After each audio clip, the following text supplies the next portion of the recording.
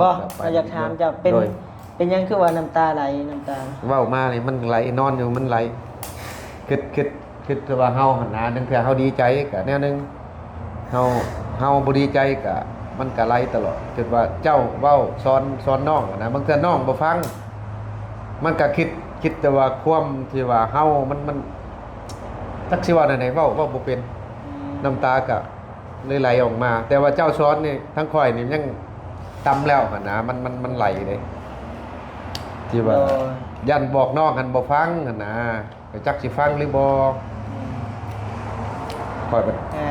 คือว่าเอาอย่าแล่เนาะพ่อจังเนาะสู้ๆเจ้าก็ได้แม่นวันนี้ก็อันนั้นเลยนะพี่น้องเอ้ยเพราะว่าเว้าเมื่อกี้นี่ก็เลี้ยวมาทางพ่อช่างว่าเบิ่งน้ำตาพ่อช่างไหลนะตอนนั้นเฮามีอยากถามเจ้าพ่อช่างเรื่องมีทั้งแม่ฮักบ่นิ้วเนาะเพิ่นถามถามมาเรื่องอยากปูกระเบื้องให้น้องสายฟ้ากับน้องบุญทวีว่าซั่นเนาะแล้วเฮาอยากถามพ่อว่าอยากให้พ่อลองแทกเบิ่งว่าสิหมดจักแผ่นหั่นนะสิหมดจักแก๊สนั่นนี่นะได้อยู่บ่พ่อไล่ได้อยู่บ่ได้อยู่โอ้โดย3 เมตร3 เมตรคูณ3 เมตรไหลเป็นเงินทีเฮาก็บ่ได้ฮอด100ดอกมัน100ก็มันก็6ปลายๆเนาะโดยเฮาก็สิลดลงให้โดยอาศัยว่า1มากก็ตั้งสวยกันเอาแก่น150ก็พอแล้วปะซะไอ้ขอเจ้าให้เจ้าอยู่เฮือนซอยพ่อสร้างเด้อเป็นใจเอาเด้อเด้อเฮาบ่มีพ่อมีแม่คือหมู่เพิ่นหมู่เฮายังว่ามีพ่อมีแม่เพิ่นเฮ็ดได้ทุกอย่างแม่นฟังเพิ่นเว้าเดี๋ยวจังน้อยเฮาแล้วเฮือนปึ๊บเฮาหาเงินเป็นเฮาจังลิ้นเด้อเด้อเฮาหาเงินได้หลายๆแล้วเฮาไปลิ้นโอ้ยคักบ่ไปก็ย่าเตะฝุ่นแถวบ้านนี่เด้อชาวบ้านชาวเมืองเพิ่นว่าโอ้ยบุญทวีมันบ่ได้เฮียนเลาะเตะฝุ่นกลางบ้านเจ้าละมักซะบ่น่ะก็เป็นใจเอาแหละเนาะพ่อแม่เฮาบ่มีเนาะค่ะเนาะแม่นใส่ผ้าคือกันอย่าขี้ดื้อหลายพอค่อยตะกี้เต็กแล้วเพิ่นเชียร์บ่ทราบว่าใช้ผ้าซ้ํบ่ฮู้จักพอเชียร์บ่มื้อนี้โอ้ยมาเบิ่งแล้วบ่เห็นมาเบิ่งแต่ในรูปน่ะพอเพิ่นเอาพี่น้องเอ้ยเนาะอุ้ยมายืนขึ้นมาพี่อึ๊บพี่น้องเอ้ยเนาะมาบัดนี้ก็อยู่ครบหน้าครบตาเด้อเนาะยืนดีเคารพธงชาติเอาเนาะพี่น้องเนาะเปิดคลิปเปิดภาพมาบัดนี้พี่น้องเอ้ยเนาะก็ยามค่ำยามแรงเด้อพี่น้องเด้อเนาะมาพบกับบ่าวนิวน้องบุญทวีน้องสายฟ้าเช่นเก่าเช่นเคยเด้อพี่น้องเด้อเนาะทางน้องบุญทวีมื้อนี้ก็กลับมาแล้วเป็นที่เรียบร้อยพี่น้องเอ้ยเนาะถือว่าวัยรุ่นก็กลับมาแต่ลินบุญพี่น้องเอ้ยเนาะกลับบ่เป็นหยังเพิ่นกลับมาแล้วพี่น้องเอ้ยเนาะเอาก่อนอื่นนั้นบัดนี้ก็ขอกราบทักทายสบายดีพ่อแม่พี่น้องหมดทุกคู่ทุกคนเด้อที่เข้ามาเบิ่งรับชมคลิปบ่าวนิวโดยตลอดมาเนาะบัดนี้ก็ขอกราบสวัสดีและสบายดีเด้อเนาะนอกในและก็ต่างประเทศหมดทุกบอนทุกมุมเนาะพี่น้องเนาะเสียงรถตำรวจบ่เนาะ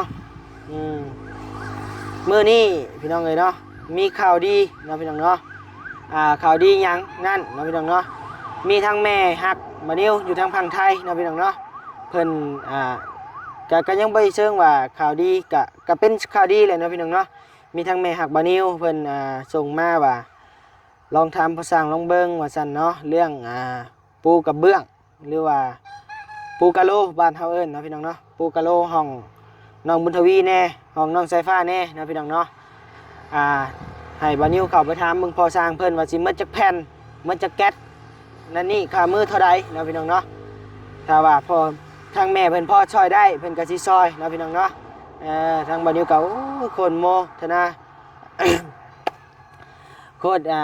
ดีใจนำนะพี่น้องเนาะโมทนาบุญนำแม่เพิ่นหลายๆเด้อเนาะที่ว่าทั้งแม่เพิ่นมีจิตใจอยากซอยซองไอ้น้องนี่เนาะพี่น้องเนาะทางบัดนี้ก็โอ้โคตรดีใจเลยทางแม่เพิ่นโทรมาทางบัดนี้ก็ขอบคุณแม่อีกเทื่อนึงเด้อพี่น้องเด้อดีใจแฮง สิได้กะโลได้บัดนี้เนาะห้องเจ้า2คนพี่น้องเอ้ยก็ดีได้แล้วเนาะเพราะว่ามันจักสะอาด เนาะมันยังเพียงกันกับประตูโอ้ยเตะต่อพี่น้องเลยเนาะคอแหมอยู่วันนี้ก็ได้ห้องหลายโพดปูกระเบื้องมามันกับประตูกับกระเบื้องมันจี้กันกับเรื่องงูเงี้ยวเขี้ยวกระป้อมกับเข่าบ่ได้พี่น้องเลยเนาะก็ดีไปอย่างหนึ่งสะอาดสะอ้านอีกเนาะห้องกับบ่เปื้อนบ่เหม็นเจ้าสิได้กะโหลเลยห้องอยู่เฮือนอ้ายบ่ได้มีกะโหลได้หามเลยห้องเฮือนอ้ายนะบ่ได้มีกะโหล ห้องนอนวันนี้บ่ได้มีกะโหลพี่น้องเลยเนาะหักซื้อกะโหลเมียนแล้วมันแหละเนาะแต่ยังบ่มีเงินซื้อปูนกับจ้างสร้างพี่น้องเลยวันนี้ก็ได้กะโหลซื้อมาเมียนละ จะสิติดเองบ่ ติดบ่เป็นอ้ายนะเฮือนอ้ายนะเอาเสร็จแล้วพี่น้องเอ้ยนะมีทิศทางวันนี้สิเข้าไปถามทำพอสร้างก่อนว่าสิหมดเท่าใดหมดจักแผ่นเนาะพี่น้องเนาะค่าสร้างเท่าใดเนาะพี่น้องเนาะโดยไปย่างเข้าไปเบิ่งนำกันดีใจนำป้าก็รถทีมครับเข้าไว้ห้องนะเด้อหามเด้อเข้าไว้ห้องรถโอเคเนาะเข้าไว้สบายดีพ่อสร้างโตแล้วเลยเนาะกำลังสิแล้วบ่ยาวบ่ลงมือเบิ่งน่ะโดยเดี๋ยววันนี้เอาดอกไฟก่อนพี่น้องเอ้ยเนาะพี่น้องเอ้ยเนาะ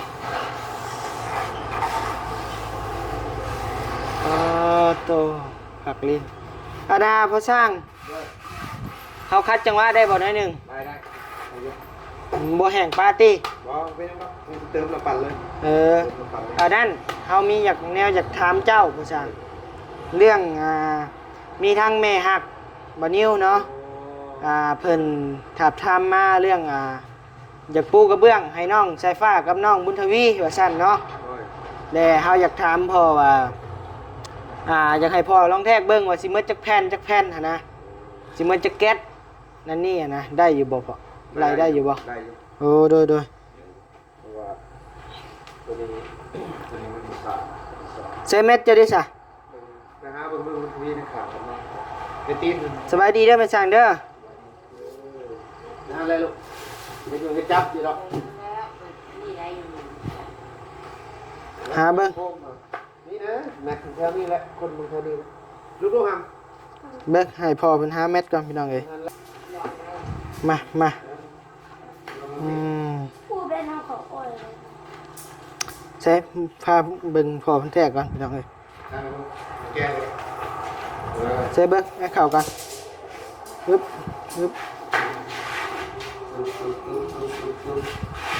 3 เมตร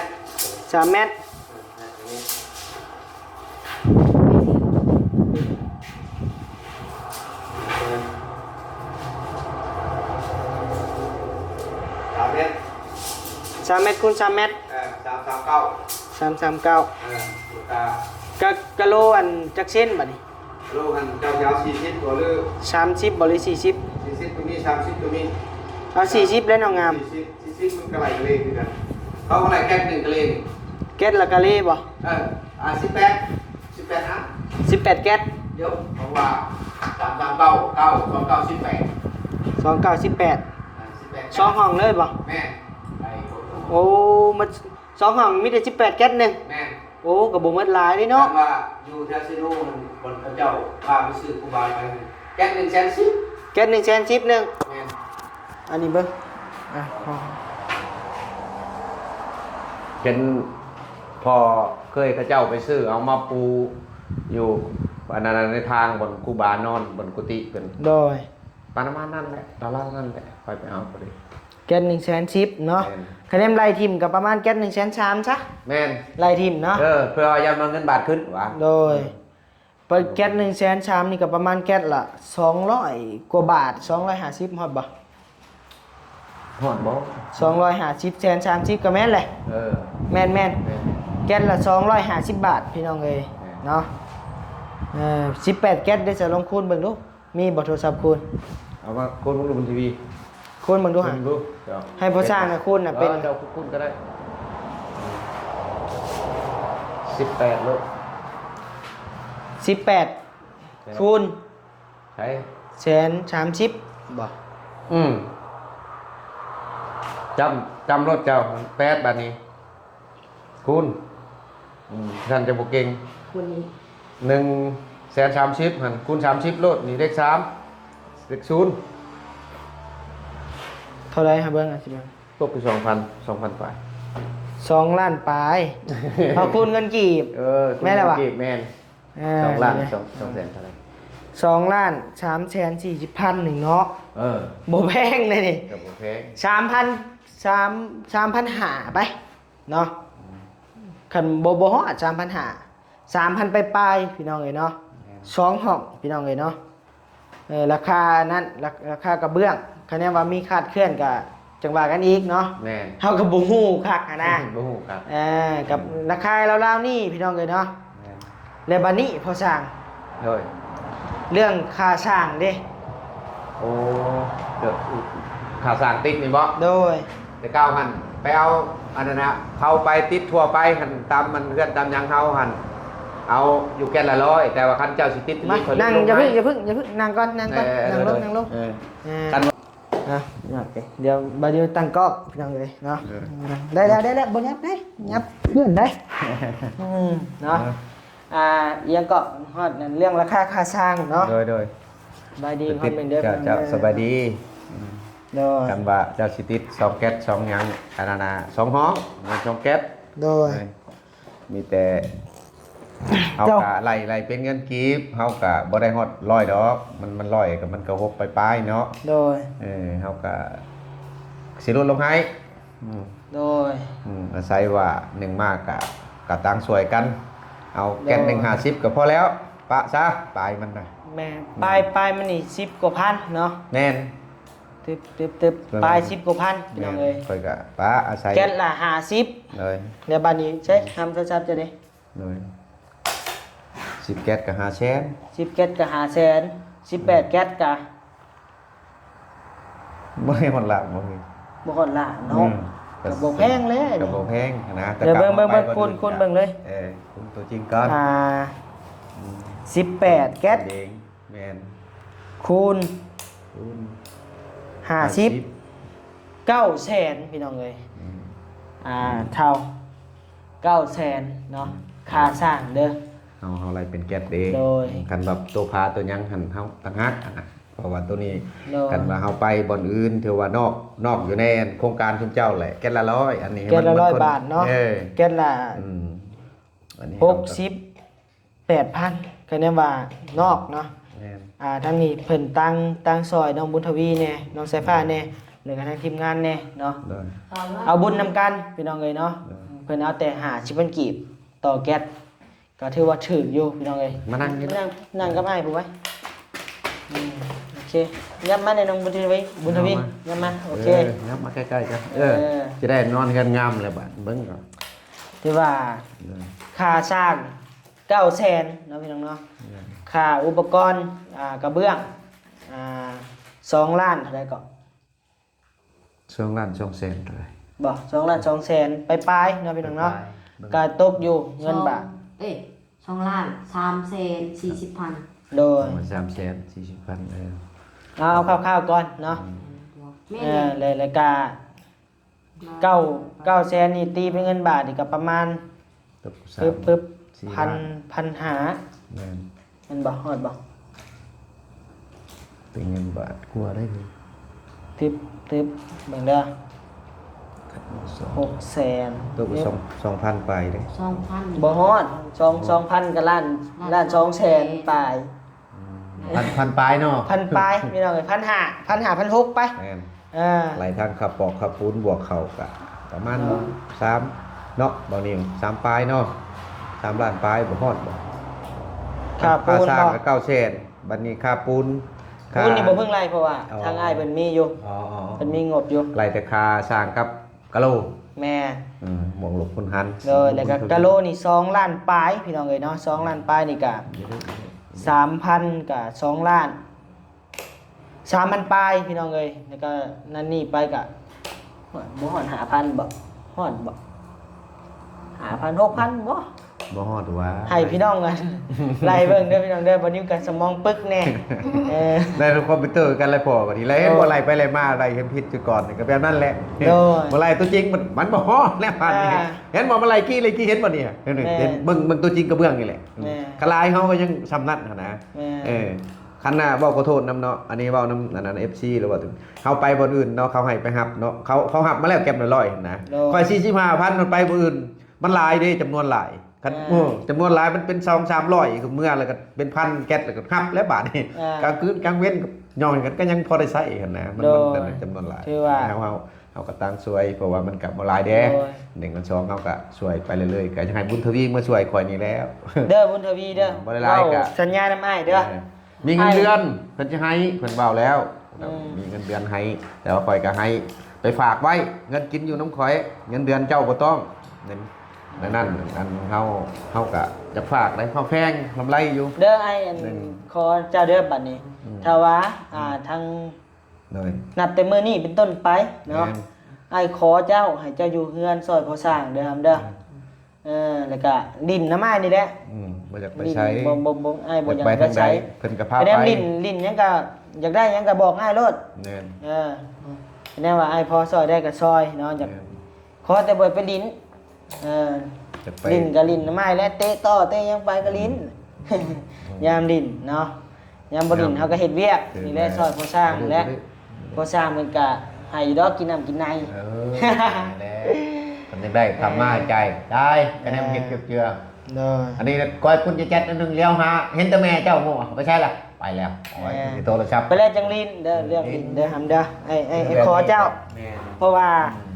เฮากับบ่มีพ่อบ่มีแม่คือหมู่เนาะเฮาก็ต้องเป็นใจเอาหำเอ้ยเนาะเป็นใจเอาบัดนี้สิสอนเป็นเจอสุดท้ายบัดนี้พี่น้องเอ้ยคะแนนน้องมันสิพังแล้วก็พังบ่พังแล้วก็ยากบัดนี้เนาะกับทางแม่เพิ่นหลายคนก็ส่งมาหาบานิวนะพี่น้องเนาะ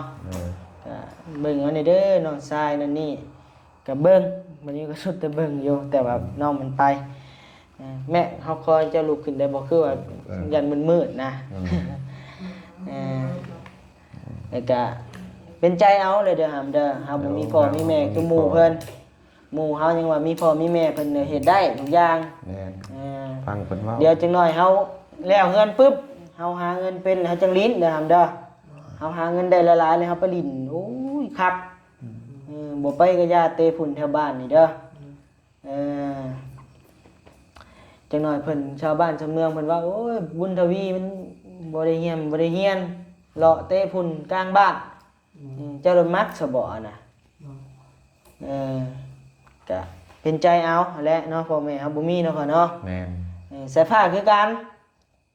อย่าขี้ดื้อหลายพอคอยตะกี้ตึกแล้วเพิ่นเชียร์บ่ทราบว่าใช้ผ้าซำบ่ฮู้จักพอเชียร์บ่มื้อนี้โอ้ยมาเบิ่งแล้วบ่เห็นมาเบิ่งแต่ในรูปน่ะพอคนคุ้นไปมีแต่แม่ก็สู่ชีวิตคือกัน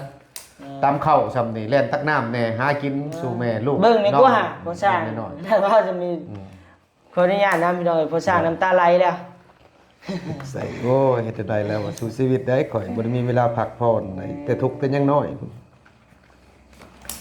อันนี้มันรู้สึกดีมากแต่นั่นแหละข่อยก็ดีพอสร้างกับพ่อเสียแต่ยังน้อยพวกแม่น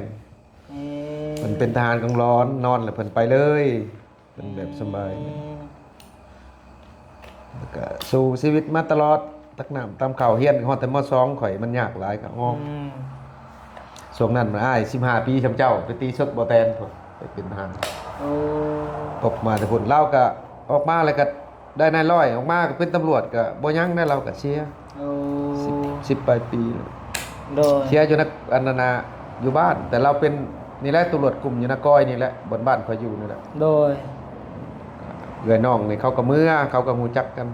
และเขานับถือข่อยความดีเขาเว้าแหละอยู่ไสก็เฮาสร้างดีคือพอสร้างนี่ก็เพิ่นก็ไปหาปกติเห็นตะกี้เห็นเฮ็ดงานเนี่ยบ่ได้อยากมีงานเดี๋ยวนี้ก็พอได้อยู่นี่แหละบ่อยากถามจะเป็นยังคือว่าน้ำตาไหลน้ำตาเว้ามานี่มันไหลนอนอยู่มันไหลคิดว่าเฮาหั่นนะนึงเทื่อเฮาดีใจก็แนวนึงเฮาบ่ดีใจก็มันก็ไหลตลอดคิดว่าเจ้าเว้าสอนน้องนะบางเทื่อน้องบ่ฟังมันก็คิด คิดแต่ว่าความที่ว่าเฮามันจักสิว่าไหนๆเว้าบ่เป็นน้ำตาก็เลยไหลออกมา แต่ว่าเจ้าช้อนนี่ทั้งข่อยนี่ยังตำแล้วหั่นนะมันไหลเลยที่ว่ายันบอกน้องกันบ่ฟังหั่นนะก็จักสิฟังหรือบ่ข่อยบ่ คือว่า เอาอย่าแล่เนาะพ่อช่างเนาะสู้ๆเจ้าก็ได้ แม่น วันนี้ก็อันนั้นเลยนะพี่น้องเอ้ยเพราะว่าเว้าเมื่อกี้นี่ก็เลี้ยวมาทางพ่อช่างว่าเบิ่งน้ำตาพ่อช่างไหลนะพี่น้องเอ้ยวันนี้ก็บ่ช่างสิว่าไผอันนี้ จ้ะวางเลย ก็ว่าง่ายพ่อช่างเพิ่นก็ผ่านหลายอย่างแฮงพี่น้องเอ้ยเนาะเพิ่นก็นั่นแหละเนาะก็สิว่าบ่ได้แต่ยาเนาะสู้ๆเด้อบุญทวีเด้อพังเอาเด้อ พังนั่นแหละอยู่นอนกินอยู่ก่อสร้างผ้าย ามบุญยามศีลก็ไปเลยก็มาหรือว่าบ่นิ้วเฮาอยากไปดินบุญได้พาไปในไอ้ก็พาไปได้อยู่สำดินบุญน่ะไปพอประมาณ แม่ก็จะฮะ ไปพอประมาณไปเลยก็มาเฮาก็เอาโอเคพี่น้องเอ้ยเนาะชื่อว่าเรื่องกะโลกกะตามนั่นแหละนะพี่น้องเนาะแล้วก็เรื่องโบกกันแล้วเนาะห้องบุญทวีเนาะเพิ่นเนาะ แล้วอันนี้ งาม กันมีแต่ทาสีมาทำนั้นแหละ ยอมรับว่างามสีนี่เพิ่นขายทางเท่าใดพอ ติดตามทางหน่อยทางใหญ่ ทางใหญ่เพิ่นขายเท่าใดเกรดธรรมดานะ ค่าซี 300,000หรือ400,000กันสีธรรมดาปกติสีแต่ว่าเป็นของไทยกับประมาณทางละพันบ่ประมาณ400,000 500,000นี่ โดย มันส่วนหลายมันใส่ของลาวเดี๋ยวนี้นะ โดยการภายในเขาใส่ของเราภายนอกเขาใส่ของไทยเอา มันก็ยี่ห้อดีคือกันเรา โดยเพราะว่าของเรานี่ก็ถามว่าทนบ่มันก็ทนคะแนนเอาตัวดีคะแนนว่าเอาตัวบ่ดีก็บ่ทน มันก็มีโรงงานเด้โรงงานไทยมาตั้งอยู่ลาวคือกัน แม่น สีเป็นอย่างทุกอย่าง ก็ถือว่าได้โยสีลาวเฮาก็โอเคข้างในข้างนอกก็มันมีสีภายในและภายนอก แน่น ของเราเฮาก็มีคือกัน ห้อง ภาย พื้ ใน นโดย แม่มันสิกันแดดกันแสง UV นั่นนี่ได้อยู่แล้วเฮาก็แต่ว่าของไทยก็ดีอยู่พี่น้องดีกว่าลาวอยู่บ่หรือว่าในใดก็บ่ฮู้เนาะก็ลาวเฮาก็เว้าของไทยก็ดีหมดเนาะ ของบ่ดีเลยของเวียดของจีน ตัวดีตัวบดีอะไร เด้อ มันก็ราคามัน ตามราคา ราคาแพงมันก็ดี เป็นสีบะหมี่ตัวห่อเลย ไปยันมันแห้งไปพอป่ะโอเคเด้อบุญทวีเด้อ เข้าใจเด้อเอา โดยตามนั่นแหละเนาะแม่เนาะ โดย เดี๋ยวขอห โด นึ่ง ยโดย ไปไฟยันปูนแห้ง ได้เป็นชื่อมาให้เจ้าเห็ดปูนบ่ช้างเบิ่งเพื่อนเอ้ย เอาบ่ถุงมือฮะ เดี๋ยวผมเตือนโบกบางนี้เราจะซื้อมาให้ก่อน แป๊บหนึ่งเด้อมาไม่สั่งขอบใจเด้อไม่สั่งเด้อแต่ใช่แหละไม่ใช่เก็บขี้เหงื่อ ลูกเลยไปหาถิ่มแม่แล้วรอหาเก็บพี่มือเนาะแล้วซื้อมาให้ ชื่อหยัง เบ็ด เบสบ่ เอาเงินเราแล้ว เอาให้เลยโอเคเจ้าก็อยากได้ เงินเจ้าเหลือเท่าได้เงินเจ้าบ่เอาก็ยากหน่อยมันก่อตาน่ะ จักหน่อยก็เพิ่มเงินเจ้ามันจะไปซื้อแล้วบ่ เงินไทยที่หน้าโรงสั่งเงินหน้าห้องสิ เอาเด้อพ่อสร้างเด้อเฮากลับป้าเด้อบัดนี้เด้อขอบคุณขอบใจหลายๆกลับเด้ออันน่ะบุญทวีเซฟ้ากลับเด้อมาสบายดีปะลุงเนี่ยไว้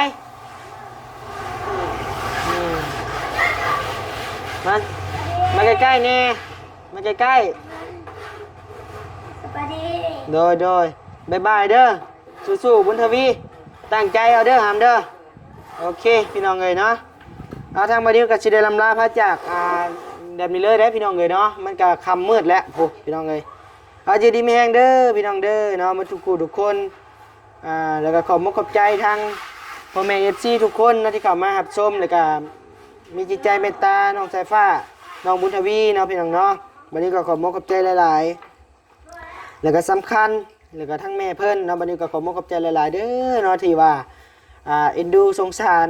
ทางน้องบุญทวีสายฟ้าเนาะพี่น้องเนาะ สีปูกระเบื้องให้เนาะบรรยากาศโอ้ดีใจเอาขอให้ทั้งพ่อแม่ FC แหละผู้ใหญ่ใจดีสุขกายสบายใจอยู่ดีมีแฮงเด้อเนาะโดยบ๊ายบายพี่น้องเอ้ย